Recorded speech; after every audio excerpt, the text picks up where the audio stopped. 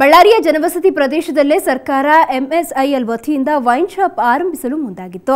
ಆದರೆ ಇವತ್ತು ಅಂಗಡಿಗೆ ನುಗ್ಗಿದ ಜನರು ಮಳಿಗೆಯನ್ನೇ ಪುಡಿ ಪುಡಿ ಮಾಡಿದ್ರು. ಸಾಲದಕ್ಕೆ ಟೈರ್ಗೆ ಬೆಂಕಿ ಹಚ್ಚಿ ಪ್ರತಿಭಟನೆ ಮಾಡಿದ್ರು.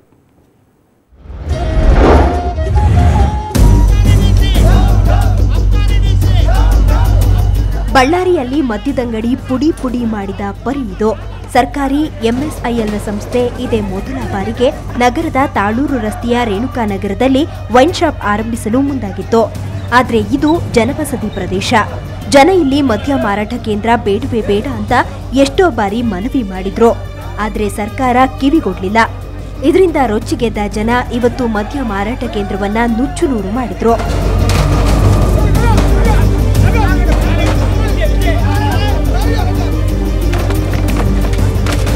ಇದೇ ವೇಳೆ ರಸ್ತೆ ತಡೆದು ಟೈರ್ಗೆ ಬೆಂಕಿ ಹಚ್ಚಿ ಪ್ರತಿಭಟನೆ ಮಾಡಿದ್ರು. ಈಗ 4-5 ತಿಂಗಳ ಮೊದಲಿಂದಾನೇ ಇದು ಸ್ಟಾರ್ಟ್ ಮಾಡ್ತಾರೆ ಅಂತ ಗೊತ್ತಾಗಿಂದಾನೇ ಹೇಳ್ತಾ ಇದೀವಿ ಬೇಡ ಬೇಡ ಅಂತ. ಎಲ್ಲರೂ ಹೋಗಿ ಹೇಳಿ ಬಂದಿದ್ದಾರೆ. ಆದ್ರೂ ಕೂಡ ಅವ್ರೇನು ಇದು ಮಾಡದೆ ಇವತ್ತು ಸ್ಟಾರ್ಟ್ ಮಾಡ್ತಾ ಇದ್ದಾರೆ. ಅದಕ್ಕೋಸ್ಕರ ನಾವು ಇವತ್ತು ಪೂಜೆ ಸ್ಟಾರ್ಟ್ ಮಾಡ್ತಿದ್ದಾರೆ ಅಂತ ಗೊತ್ತಾಯ್ತು. ಅದಕ್ಕೆ ಬೇಡ ಇವತ್ತೇ ಸ್ಟಾಪ್ ಮಾಡಬೇಕು ಅಂತ ನಾವೆಲ್ಲರೂ ಇಲ್ಲಿ ಕೂತ್ಕೊಂಡಿದ್ವಿ. ಬಳಿಕ ಸ್ಥಳಕ್ಕೆ ಆಗಮಿಸಿದ ಪೊಲೀಸರು ಜನರನ್ನ ಚದುರಿಸಿದ್ರು. ಈಗ ವೈನ್ ಶಾಪ್ ಉದ್ಘಾಟನೆಗೆ ತಾತ್ಕಾಲಿಕವಾಗಿ ಬ್ರೇಕ್ ಹಾಕಲಾಗಿದೆ. ರೆಸಿಡೆನ್ಷಿಯಲ್ ಏರಿಯಾ ಅಂತಾರೆ ಡಿಕ್ಲೇರ್ ಆಗಿಬಿಟ್ಟಿದೆ. ರೆಸಿಡೆನ್ಷಿಯಲ್ ಏರಿಯಾನಲ್ಲಿ ಬ್ರಾಂದಿ ಶಾಪ್ ಆಗಲಿ ಇಂಥ ಅನಾಗರಿಕವಾಗಿ ನಡೆಸ್ತಕ್ಕಂಥ ಯಾವುದೇ ಶಾಪ್ಗಳಾಗಲಿ ಇರಬಾರ್ದಂತ ಇದರಲ್ಲೇ ಕಾನೂನಲ್ಲೇ ಇದೆ. ಆದ್ದರಿಂದ ಇಲ್ಲಿ ಜನರಿಗೆ ತೊಂದರೆ ಆಗುತ್ತೆ ಅದು ಶಾಪ್ ಇಡೋದ್ರಿಂದ. ಅದಕ್ಕೋಸ್ಕರ ಇಲ್ಲಿ ಶಾಪ್ ಇರಬಾರ್ದಂತ ನಾವೆಲ್ಲ ಇವತ್ತು ಇಲ್ಲಿ ಧರ್ನಾ ಮಾಡ್ತಿದ್ದೀವಿ. ಜನವಸತಿ ಪ್ರದೇಶದಲ್ಲಿ ವೈನ್ ಶಾಪ್ ಬೇಡ, ಬೇಕಾದ್ರೆ ನಗರದ ಹೊರವಲಯದಲ್ಲಿ ವೈನ್ ಶಾಪ್ ಮಾಡಿ ಅಂತ ಜನ ಸಖತ್ತಾಗಿ ಅಧಿಕಾರಿಗಳನ್ನ ಕ್ಲಾಸ್ ತೆಗೆದುಕೊಂಡ್ರು.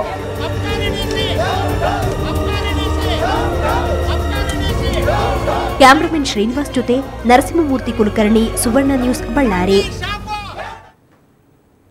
ಸರ್ಕಾರ ಒಂದು ಕಣ್ಣಿಗೆ ಬೆಣ್ಣೆ ಮತ್ತೊಂದು ಕಣ್ಣಿಗೆ ಸುಣ್ಣ ಎಂಬಂತೆ ಮಾಡ್ತಾ ಇದೆ. ಇದಕ್ಕೆ ಉದಾಹರಣೆ ಶಿಕ್ಷಕರ ವಿಷಯ.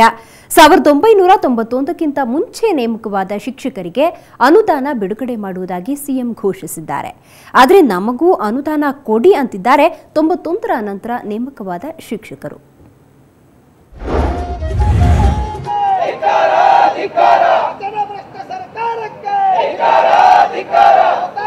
ಹೀಗೆ ಅನುದಾನ ಕೊಡಿ, ವೇತನ ಹೆಚ್ಚಳ ಮಾಡಿ ಅಂತ ಧಾರವಾಡದಲ್ಲಿ ಶಿಕ್ಷಕರು ಅದೆಷ್ಟು ಪ್ರತಿಭಟನೆ ಮಾಡಿದ್ರೂ ಲೆಕ್ಕವೇ ಇಲ್ಲ. ಗಂಟಲು ಒಣಗೋ ತನಕ ಬಾಯಿ ಬಡ್ಕೊಂಡ್ರು ಕೇಳೋರೇ ಇಲ್ಲ.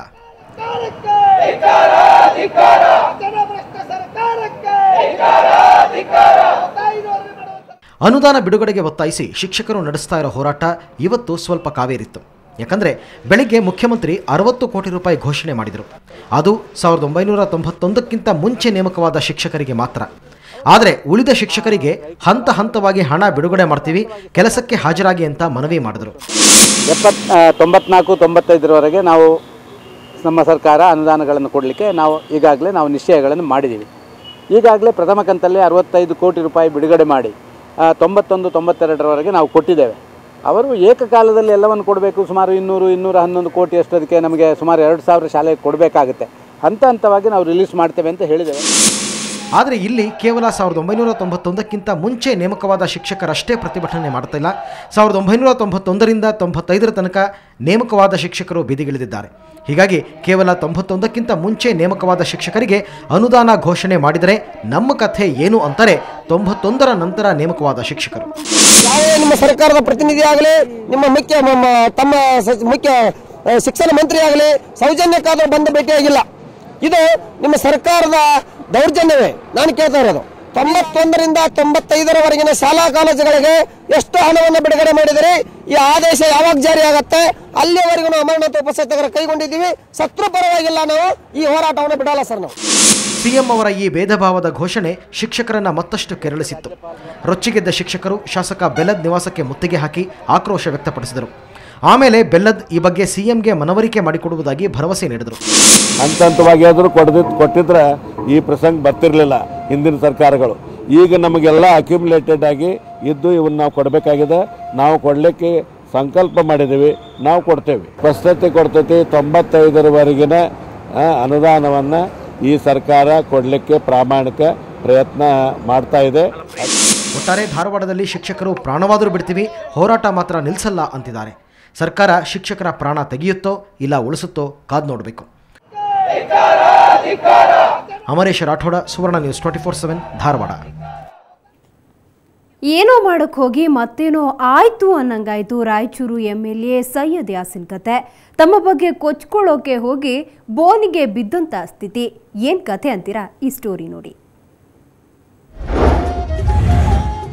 कैसा क्या स्पेसिफिकेशन डाला उसको कहते हैं BM कर को बाद में कहते MSS कर 27 ಲಕ್ಷದಲ್ಲಿ ಅವರು ನಮಗೆ ಅಕೌಂಟ್ ಕೊಡಬೇಕು, ಈ ರೋಡ್ ಬೇಕು, ಜಗ್ಗಿ ಒಂದು ಅಮ್ಮಂತ್ರ ನಮ್ಮ ರೋಡ್ ಬೇಕು. ಒಂದು ನಿಮಿಷ ಬೇಕಾದ್ರೆ ಅದೇ ಆನ್ಸರ್ ಬರ್ತಾ ಇದೆ.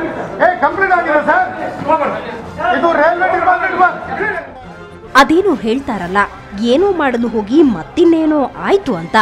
ಹಾಗಾಯ್ತು ಇವತ್ತಿನ ರಾಯಚೂರು ನಗರ ಶಾಸಕ ಸೈಯದ್ ಯಾಸಿನ್ ಕತೆ. ಅಭಿವೃದ್ಧಿ ಮಾಡಿದ್ದೀನಿ ಅಂತ ಎದೆ ತಟ್ಟಿ ಹೇಳ್ಕೊಡ್ಬೇಕು ಅಂತ ಪತ್ರಿಕಾಗೋಷ್ಠಿ ಕರೆದಿದ್ರು. ಆದ್ರೆ ತಾವೇ ಹಗರಣದ ರೂವಾರಿ ಅಂತ ಪತ್ರಕರ್ತರ ಎದುರೇ ಮಾನ ಕಳೆದುಕೊಳ್ಳುವಂತಾಯ್ತು. ಕೊಡಬೇಕು ವೈಡನಿಂಗ್ ಮಾಡಕ್ಕೆ 27 ಅಂತ ತಾವು ಹೇಳಿದೆ, ಬಟ್ ರೋಡ್ ಮಾಡಿದೆ, ವೈಡನಿಂಗ್ ಮಾಡಲ್ಲ. ಯಾಕೆ ವೈಡನಿಂಗ್ ಮಾಡಲ್ಲ ಅಂತ ಅದು ಸಭೆ ಪ್ರಾಪರ್ಟಿ ಗಿರಾನ ಪಡ್ತಾ ಪೋಸ್ಟ್ಪೋನ್ ಹೋಗ್ಯಾ. ರಾಜ್ಯ ಮತ್ತು ಕೇಂದ್ರ ಸರ್ಕಾರದ ಅನುದಾನದಿಂದ ನಗರದ ರಸ್ತೆ ಸುಧಾರಣೆ, ಚರಂಡಿ ನಿರ್ಮಾಣ ಹೀಗೆ ಹಲವು ಅಭಿವೃದ್ಧಿ ಮಾಡಿದ್ದೀನಿ ಅಂತ ಹೇಳ್ಕೊಂಡ್ರು. 90% ಕಾಮಗಾರಿ ಪೂರ್ಣಗೊಂಡಿವೆ ಎಂದು ಎದೆ ತಟ್ಟಿ ಕೊಚ್ಚಿಕೊಂಡ್ರು. Some roads are under progress, some roads administrative approval, some roads is ಅದು ನಾನು ವೆರಿಫೈ ಮಾಡೋಕ್ಕೆ ಇದು ಲಿಸ್ಟ್ ಈವನ್ ಮಾರ್ನಿಂಗ್ ನಾನು ತಂದಿದೆ. ಇದು ನಾನು ಇಮಿಡಿಯೇಟ್ಲಿ ನಾನು ನಮ್ಮ PA ಹೇಳಿದ್ರೆ ಎಲ್ಲ ಜೆರಾಕ್ಸ್ ಮಾಡಿರಿ ಕೊಡ್ರಿ. We will take the suggestions.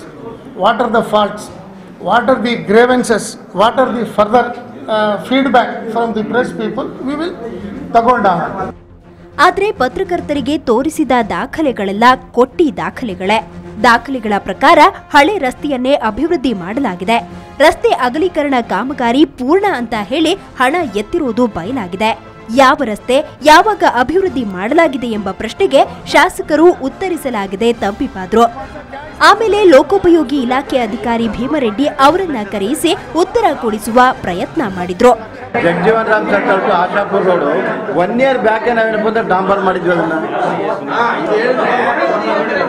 2010 ಡಿಸೆಂಬರ್ನಲ್ಲಿ Jagjivan Ram circle sir estimate ನಲ್ಲಿ ಅಗಲೀಕರಣ ಅಂತಿತ್ತು.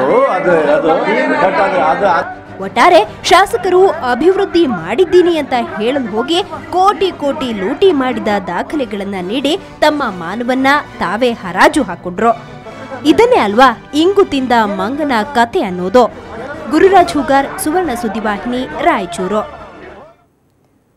ಇನ್ನು ಮಾಡೆಲ್ ಮಾಡುವ ಆಸೆ ತೋರಿಸಿ ಹುಡುಗಿಯರನ್ನ ಹೊರ ರಾಜ್ಯದಲ್ಲಿ ಮಾರಾಟ ಮಾಡ್ತಾ ಇದ್ದ 3 ಖದೀಮರನ್ನ ಚಿಕ್ಕಬಳ್ಳಾಪುರ ಪೊಲೀಸರು ಬಂಧಿಸಿದ್ದಾರೆ.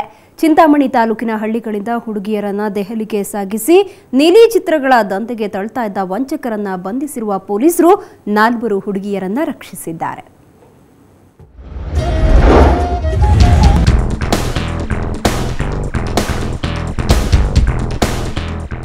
ರಾಜ್ಯದಲ್ಲಿ ಮಾನವ ಕಳ್ಳ ಸಾಗಣೆ ಇನ್ನೂ ಜೀವಂತವಾಗಿದೆ. ಇದಕ್ಕೆ ತಾಜಾ ನಿದರ್ಶನ ಚಿಕ್ಕಬಳ್ಳಾಪುರ ಜಿಲ್ಲೆಯ ಹಲವು ಹಳ್ಳಿಗಳ ಮುಗ್ಧ ಹುಡುಗಿಯರಿಗೆ ಸಿನಿಮಾದಲ್ಲಿ ಚಾನ್ಸ್ ಕೊಡ್ತೀವಿ, ಮಾಡೆಲ್ ಮಾಡ್ತೀವಿ, ಒಳ್ಳೆ ಕೆಲಸ ಕೊಡಿಸ್ತೀವಿ ಅಂತೆಲ್ಲ ಹೇಳಿ ದೆಹಲಿಗೆ ಸಾಗಿಸ್ತಾ ಇದ್ರು. ಆದರೆ ದೆಹಲಿಯಲ್ಲಿ ಹುಡುಗಿಯರನ್ನ ನೀಲಿ ಚಿತ್ರ ನಿರ್ಮಾಣದ ಜಾಲಕ್ಕೆ ಬಳಸಲಾಗ್ತಿತ್ತು.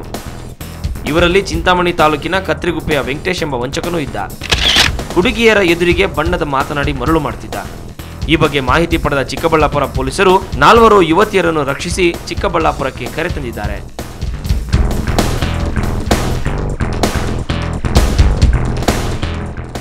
ಚಿಂತಾಮಣಿ ತಾಲೂಕಿನ ಮರುಗಮಲ್ಲದ ಬಾಲಕನ ಅಪಹರಣ ಭೇದಿಸುವಾಗ ಯುವತಿಯರ ಮಾರಾಟದ ಜಾಲದ ಸುಳಿವು ಸಿಕ್ಕಿದೆ.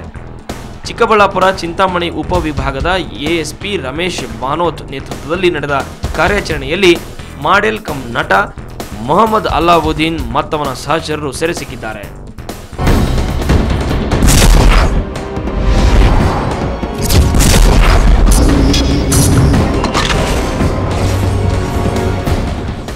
ಮಂಜುನಾಥ್, ಸುವರ್ಣ ಸುದ್ದಿವಾಹಿನಿ, ಚಿಕ್ಕಬಳ್ಳಾಪುರ.